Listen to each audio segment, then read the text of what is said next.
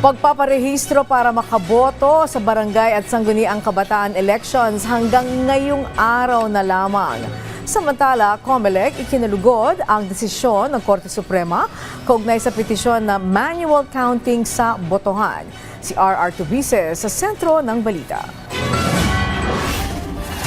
Ngayong araw, May 18, ang huling araw ng voters registration para sa barangay, SK, national and local elections.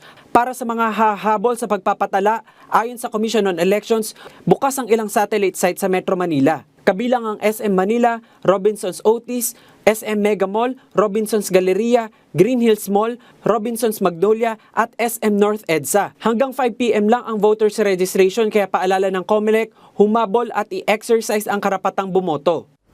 Samantala, ikinalugod ng COMELEC ang desisyon ng Korte Suprema na ibasura ang petisyon na humihiling ng manual counting ng boto sa precinct level.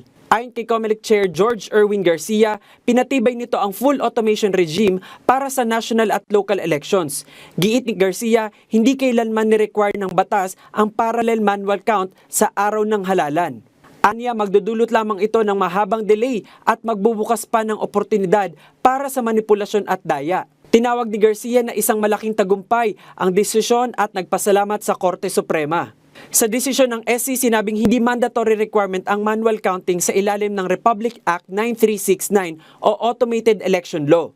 Ayon sa Korte, layunin mismo ng batas na i-modernize ang halalan sa pamamagitan ng automated election system kung saan ang counting, tabulation at consolidation ng boto ay ginagawa sa secure at tamper-proof automated system. Ibinasura ng Korte Suprema ang petisyon dahil sa kakulangan ng batayan.